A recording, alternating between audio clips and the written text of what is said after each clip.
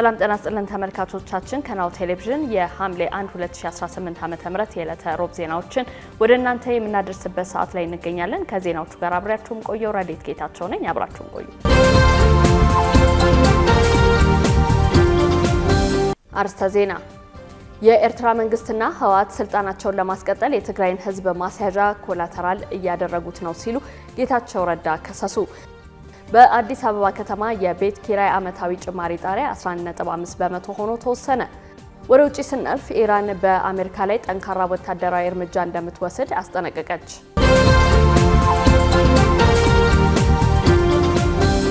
ወደ ቀዳሚ ዜናችን እንለፍ።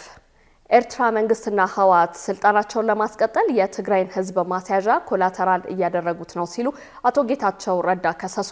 የጠቅላይ ሚኒስትሩ የምስራቅ አፍሪካ ጉዳዮች አማካሪ ሚኒስትር አቶ ጌታቸው ረዳ የህወሓት አመራርና የኤርትራ መንግስት የራሳቸውን የፖለቲካ ህልውና ለማራዘም ሲሉ የትግራይን ህዝብ እንደ ማስያዣ ኮላተራል እያደረጉት ይገኛል በማለት ወንጅለዋል። አማካሪው የህወሓትን ቡድን የወንጀለኞች ኢንተርፕራይዝ ብለው የጠሩት ሲሆን በኪም ጆንግ ኡን ከምትመራው ሰሜን ኮሪያ ጋር በማወዳደር ከመሬት በተለቀመ መሳሪያ የሚታኮስ ቡድን ነው ሲሉ በይነውታል። የቀድሞው የህወሓት ምክትል ሊቀመንበርና የአሁኑ የስምረት ፓርቲ ፕሬዝዳንት እንዲሁም የጠቅላይ ሚኒስትሩ አማካሪ የሆኑት አቶ ጌታቸው ረዳ በትግራይ ክልል ላይ የደረሰውን ታላቅ ጥፋት በስልታዊ መንገድ የፈጸመውና የክልሉን የልማት ተቋማት ያደቀቀው የኤርትራ መንግስት ቢሆንም የህወሓት አመራር ግን ዛሬ ላይ የራሱን እድሜ ለማራዘም ሲል ከዚሁ የኤርትራ አገዛዝ ጋር ጭምር አብሮ እየሰራ መሆኑን ተናግረዋል። አቶ ጌታቸው ህወሓት እየሄደበት ያለው መንገድ ከሰሜን ኮሪያም የባሰ መሆኑን አመልክተዋል።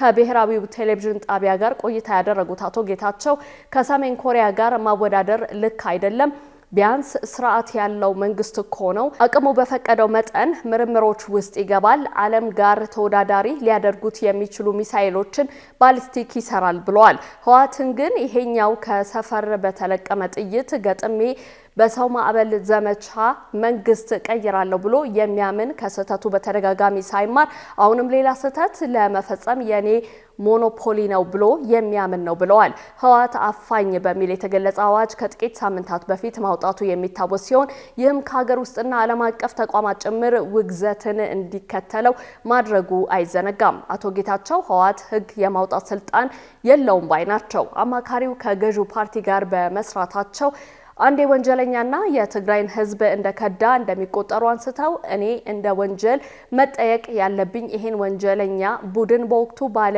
ማጋለጤ ነው ያሉ ሲሆን የፈለጉትን ታርጋ ቢሰጡኝ እንደ ሽልማት ነው የምቆጥረው ብለዋል። አቶ ጌታቸው አክለውም የትግራይ ወጣቶች በሰላም መኖርና ሌላው የሀገሪቱ ክፍል ላይ እንደሚታየው የልማት ተጠቃሚ መሆን በሚፈልጉበት ወቅት የህወሓት አመራር ግን የራሱን ስልጣን ለማስጠበቅ ሲል ወጣቶችን በኃይል እያሰለ ይገኛል ሲሉ ከሰዋል። ይባስ ብሎም ስደተኞችን ለመጠበቅ በሚል ሰበብ ወጣቶቹን እስከ ሱዳን ደማዚንና ኩርሙ ድረስ በመውሰድ በውጊያ ላይ እያስፈጃቸው ይገኛል ብለዋል።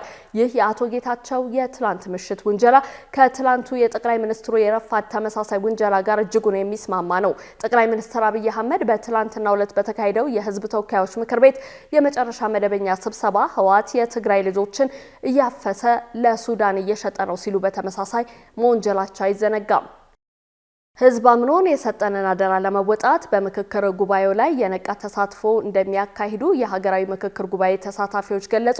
የኢትዮጵያ ሀገራዊ ምክክር ኮሚሽን ተጠባቂው የምክክር ጉባኤ በመጪው ሐምሌ 8 ቀን 2018 ዓ.ም እንደሚጀመር መግለጹን ተከትሎ የጉባኤው ተሳታፊዎች በዛሬው ዕለት አዲስ አበባ ገብተዋል። ናሁ ቴሌቪዥን በቦታው ተገኝቶ ያነጋገራቸው ተሳታፊዎች የምክክር ኮሚሽኑ ይፋ ያደረጋቸው የመወያያ አጀንዳዎች ኢትዮጵያ ካለችበት ነባራዊ ሁኔታ አንጻር መሰረታዊና ጋቢ ናቸው ያሉ ሲሆን በጉባኤው ላይ የሀገርንና የህዝብን ጥቅም የሚያስጠብቁ አጀንዳዎች ላይ የነቃ ተሳትፎ እንደሚያደርጉ ገልጸውልናል። ማርቆስ ጎዴቦ የሀገራዊ ምክክር ጉባኤውን ተሳታፊዎች በማናገር ተከታዩን ዘገባ አዘጋጅቶታል። በኢትዮጵያ በተለያዩ አጋጣሚዎች የተፈጠሩ አለመግባባቶችን እንዲሁም በህዝብና በመንግስት መካከል የተፈጠረ አለመተማመንን በፖለቲካ ስብራት ምክንያት የተፈጠሩ ጦርነቶችን ያስቆማል። የጦርነቱ ውጤትን ተከትሎ የተፈጠሩ ቀውሶችን እንደሚፈታ የታሰበ እንዲሁም ደግሞ በተለያዩ ክልሎች የወሰን ይገባኛል ጥያቄዎችን የመሳሰሉ ህዝባዊ አለመተማመኖችን አለመግባባቶችን ይፈታል የሚል እምነትና ተስፋ የተጣለበት የኢትዮጵያ ሀገራዊ ምክክር ኮሚሽን ባለፉት ዓመታት አጀንዳዎችን ማሰባሰብ እንዲሁም ተሳታፊዎችን የመለየት ስራዎችን ሲያካሂድ ቆይቷል። በቅርቡ ደግሞ የመጨረሻው ምዕራፍ የሆነውን የጉባኤውን ይጀምራል ተብሎ ይጠበቃል። ሐምሌ 8 ቀን 2018 ዓ.ም በዛሬው ዕለት ደግሞ በዚህ ጉባኤ ላይ የሚሳተፉ በተለያዩ ክልሎችና አካባቢዎች የተመረጡ ተሳታፊዎች ወደ አዲስ አበባ እየገቡ ይገኛሉ። ናሁ ቴሌቪዥንም በስፍራው ተገኝቶ ተሳታፊዎች በጉባኤው ምን ይጠብቃሉ፣ የቀረቡ አጀንዳዎችስ ምን ይመስላሉ፣ እንዲሁም ደግሞ የተሳታፊዎች አቀባበል የሀገራዊ ምክክር ኮሚሽኑ ያሰባሰባቸው ወይንም ደግሞ ያዘጋጀው ፋሲሊቲ ምን ይመስላል የሚሉ ጥያቄዎችን ሲያቀርብላቸው ነበር። ከአዲስ አበባ፣ ከኦሮሚያ፣ ከትግራይ፣ ከጋምቤላና ከተለያዩ የሀገሪቱ ክፍሎች የተውጣጡ ተሳታፊዎችን ለማነጋገር ሞክረናል። ተከታዮቹን አስተያየቶችንም ሰጥተውናል።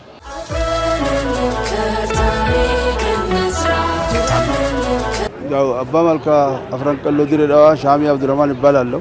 ከድሬዳዋ አስተዳደር ነው መጣሁት።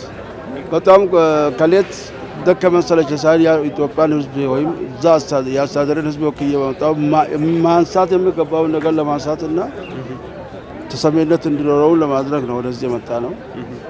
ከፍተኛ ሚና ይጠበቅብናል ከኛ። የተነሱ አጀንዳዎችም ሀገራዊ ምክክር ነው። ያው የሀገራችን ሁኔታ ያለችበት ሁኔታ ስላለ ያንም በአንድ ላይ ሆነን ወደ አንድ ኢትዮጵያን ወደ አንድ ለማምጣት ነው ፍላጎቴም እምነቴም ይሄ ነው።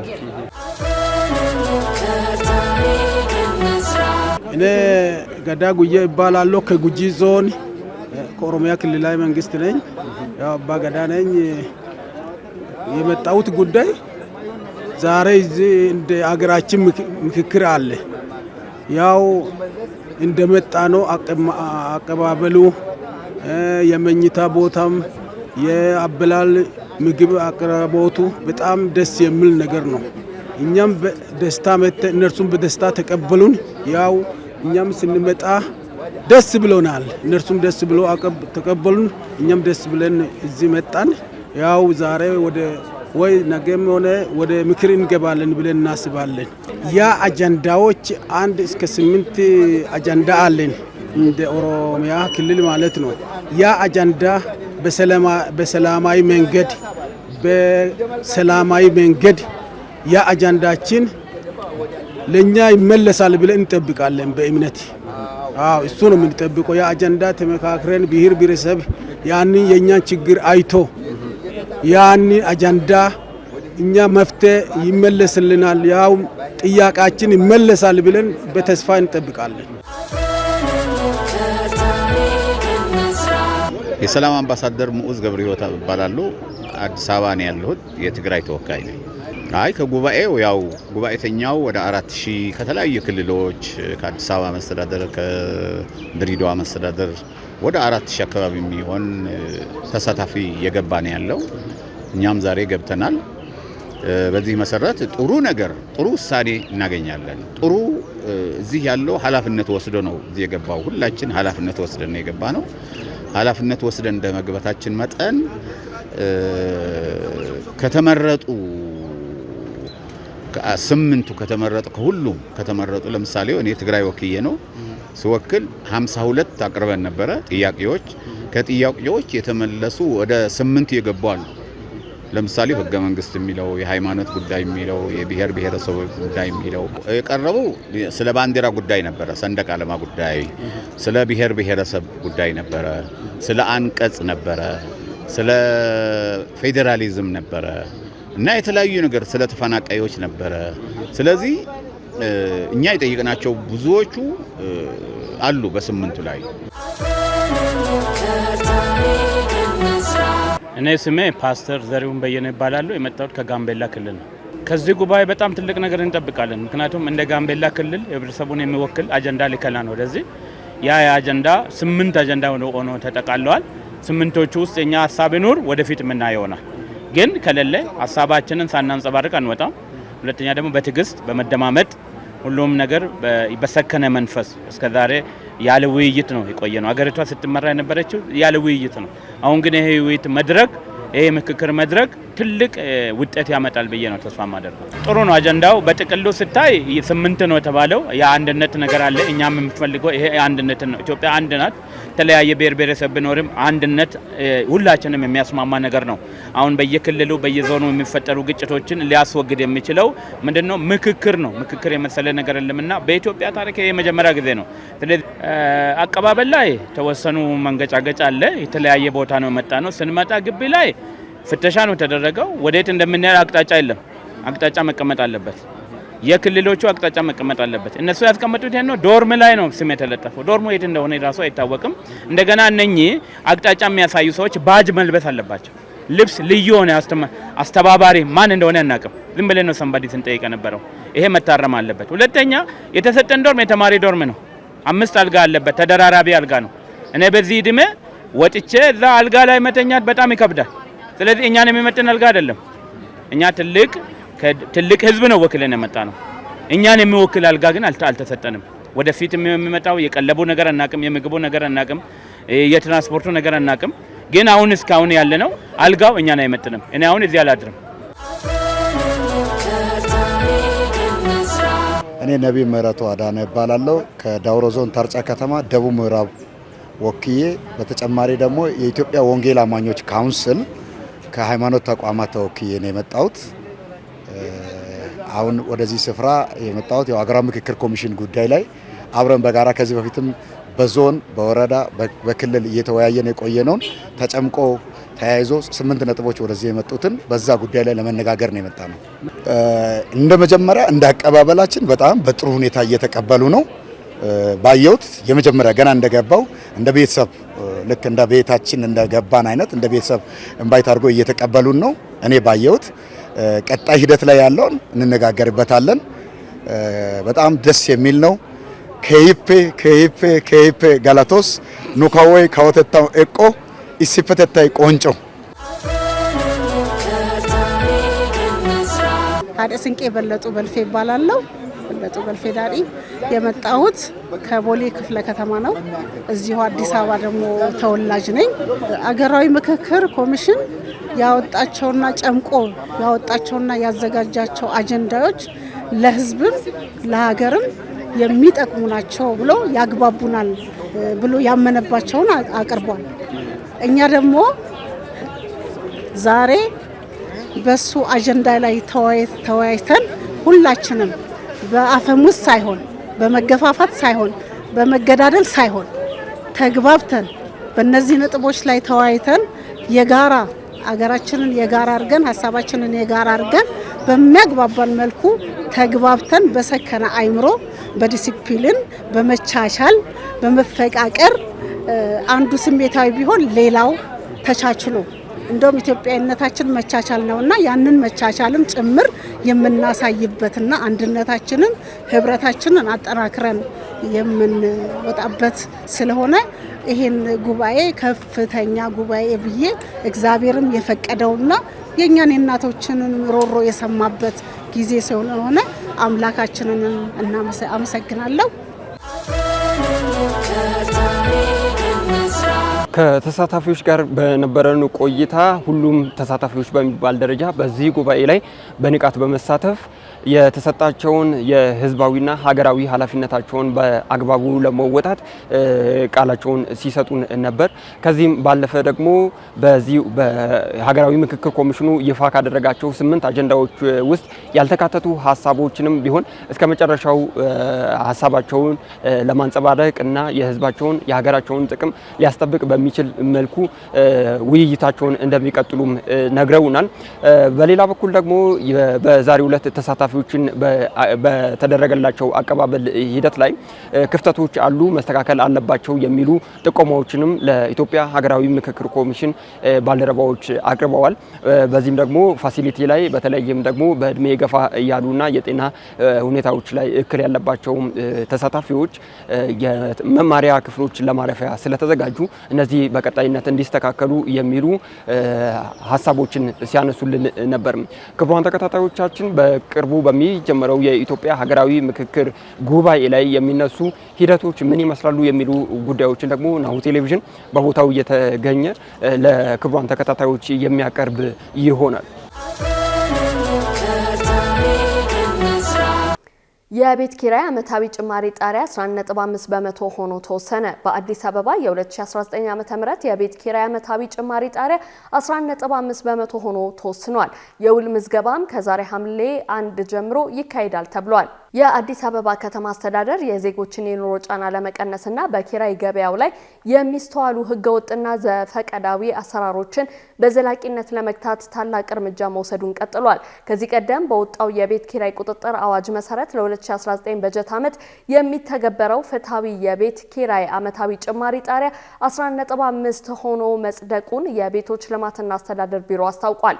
ይህንን ተከትሎ በመላው ከተማዋ የሚገኙ የግል መኖሪያ ቤቶች የአከራይ ተከራይ አዲስ የውል እድሳት ምዝገባ ከዛሬ ሐምሌ 1 ቀን 2018 ዓ.ም ጀምሮ ከሁሉም ክፍለ ከተማ ቤቶች አስተዳደር ጽሕፈት ቤት በይፋ መተግበር ይጀመራል። ቢሮ እንዳመላከተው ይህ የዋጋ ማስተካከያ ውሳኔ በዘፈቀደ የተወሰነ ሳይሆን በከተማዋ ሰፊ ሳይንሳዊ ጥናት ተካሂዶ የነዋሪውን እውነተኛ የመክፈል አቅም ባገናዘበ መልኩ የተዘጋጀ ነው ተብሏል።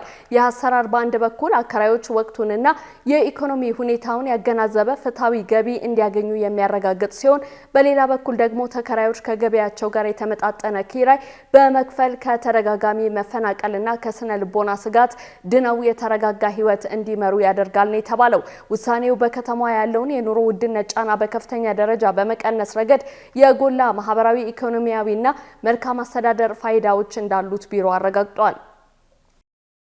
በውጭ ሀገር የስራ ስምሪት ስም የሚፈጸም ማጭበርበር መበራከቱን የስራና ክህሎት ሚኒስቴር አስታወቀ።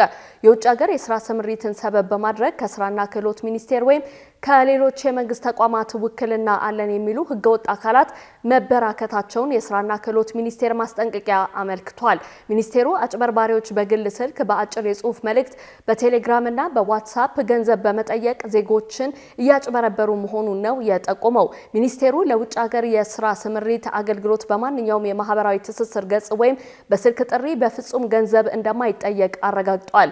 ማንኛውም ሰው የመንግስት ተቋምን በመወከል በዲጂታል መንገዶች የገንዘብ ጥያቄ ሲያቀርብ የግል ወይም የባንክ መረጃዎችን የይለፍ ቃል ወይም የኦቲፒ ሚስጥራዊ ኮድ አሳልፎ ከመስጠት መቆጠብ እንደሚገባው ጠቁሟል። ዜጎች እንዲህ አይነት አጠራጣሪ እንቅስቃሴዎች ሲያጋጥሙ መረጃውን ወዲያውኑ በአቅራቢያ ለሚገኙ የህግ አስከባሪ አካላት ወይም ለስራና ክህሎት ሚኒስቴር መዋቅሮች በአስቸኳይ እንዲያሳውቁም ጥሪ አቅርበዋል። በመሆኑም ህብረተሰቡ ጥንቃቄ እንዲያደርግ ሚኒስቴሩ አሳስበዋል።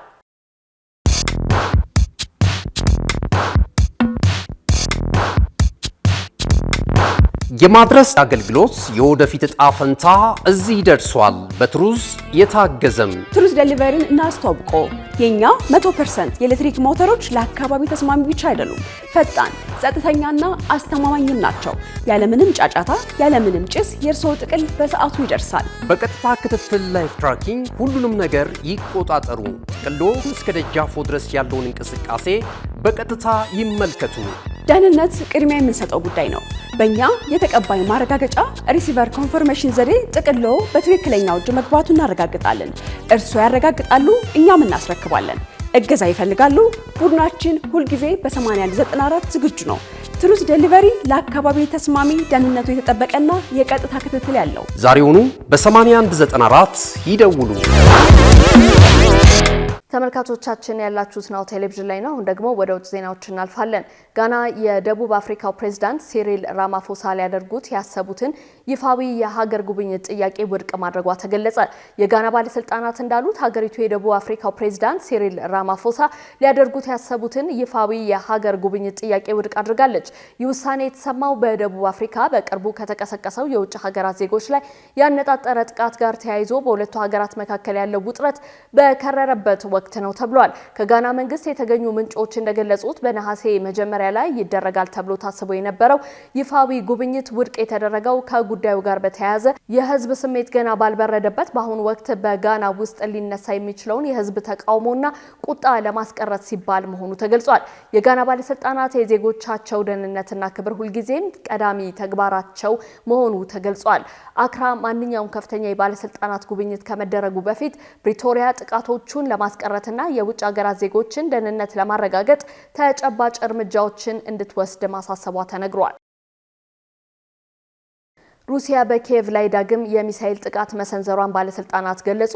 የሩሲያ ባለስልጣናት እንደገለጹት ሩሲያ በዩክሬን መዲና ኪየቭ ላይ በሳምንት ውስጥ ለሶስተኛ ጊዜ የባሊስቲክ ሚሳኤል ጥቃት ፈጽማለች። የጥቃት የተፈጸመው ዩክሬን ከአሜሪካ የሚቀርብላትን የሚሳኤል መከላከያ በመጠባበቅ ላይ ባለችበት ወቅት ነው ተብሏል። በተጨማሪም ጥቃቱ ያጋጠመው በቱርክ አንካራ የኔቶ ጉባኤ እየተካሄደ ባለበትና የዩናይትድ ስቴትስ ፕሬዝዳንት ዶናልድ ትራምፕ ከዩክሬኑ ፕሬዝዳንት ቮሎዲሚር ዜሌንስኪ ጋር ለመወያየት በዝግጅት ላይ ባሉበት ወቅት ነው። የዩክሬን የአየር መከላከያ ከተተኮሰበት ከ169 ድሮኖች ውስጥ ከ80 በላይ ማክሸፍ ቢቻልም 5ቱን የባሊስቲክ ሚሳኤሎች ግን ማክሸፍ እንዳልተቻለ የአየር ኃይል መረጃዎች ያሳያሉ።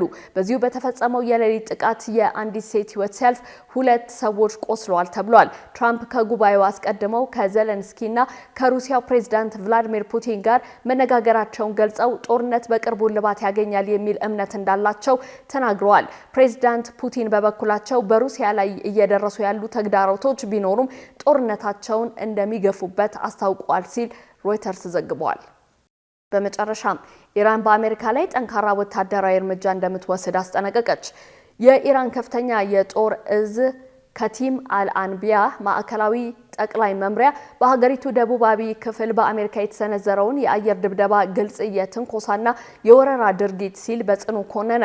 ወታደራዊ መምሪያው የአሜሪካን ጥቃት ተከትሎ የኢራን ታጣቂ ኃይሎች አስተማማኝና ብርቱ ምላሽ እንደሚሰጡ በይፋ አስታውቀዋል። የኢራን ወታደራዊ እዝ ባወጣው መግለጫ የአሜሪካ ጥቃት የተፈጸመው የቀድሞው የኢራን ጠቅላይ መሪ አያቶላ አሊ ሀሜኒ አስክሬን በኢራቅ ናጃፍ ከተማ የቀብር ስነ ስርዓት በክብር እየተከናወነ ባለበት ወቅት መሆኑን በመጥቀስ ድርጊቱን አውግዘውታል። መግለጫው አክሎም ኢራን በሆርሙዝ ባህረ ሰላጤ ይዞታዋና አስተዳደሯ ላይ ማንኛውንም አይነት የውጭ ኃይላት ጣልቃ ገብነት በፍጹም እንደማትፈቅድ አስታውቃለች። በባህረ ሰላጤው ላይ ሰላማዊና አስተማማኝ መተላለፊያ ሊኖር የሚችለው በኢራን በኩል በሚወሰነው መመሪያ መሰረት ብቻ እንደሆነ ወታደራዊ እዙ በአጽንኦት ገልጿል። የአሜሪካ ማዕከላዊ እዝ በበኩሉ ጥቃቱን የሰነዘረው በሆርሙዝ ባህረ ሰላጤ በሚንቀሳቀሱ የንግድ መርከቦች ላይ የተሰነዘሩ ጥቃቶችን ለመቀልበስ የኢራንን የአየር መከላከያና የባህር ዳርቻ ራዳር ስርዓቶችን ኢላማ በማድረግ እንደሆነ መግለጹ ይታወሳል። እነሆ የምስራች! የ10 አየር መንገድ የበረራ ትኬት ለውድ ደንበኞቹ በተቀላጠፈና አስተማማኝ በሆነ መንገድ እያቀረበ ያለው በዚህም በደንበኞቹ የተመሰገነው ጉዞጎ አሁን ደግሞ ተደራሽነቱን በማስፋት ተጨማሪ ባንኮችን በማካተት ለውድ ደንበኞቹ የበለጠ አስተማማኝ ለመሆን ችሏል። የጉዞጎን አፕሊኬሽን ከአፕ ስቶር ወይም ከፕላይ ስቶር በማውረድ የመነሻና የመድረሻ ከተማዎትን መርጠው ዋጋ አወዳድረው የሀገር ውስጥም ሆነ ዓለም አቀፍ በረራ ማድረግ ካሰቡ የበረራ ትኬቶን ክፍያ በአቅራቢያው በሚገኙ ባንኮች አንድም በአካል በመሄድ ወይም በኦንላይን የክፍያ አማራጮች ክፍያዎትን በመፈጸም የበረራ ትኬቶን በእጅ ያስገቡ። ከዚህም በተጨማሪ እንደ ሁሉ ጊዜው ወደ ጉዞጎ የጥሪ ማዕከላችን 7473 በመደወል ከሙሉ የበረራ መረጃ ጋር የ24 ሰዓት የትኬት አገልግሎት ማግኘት እንደሚችሉ ስናበስሮ በታላቅ ደስታ ነው። ለበረራዎ ጉዞጎ።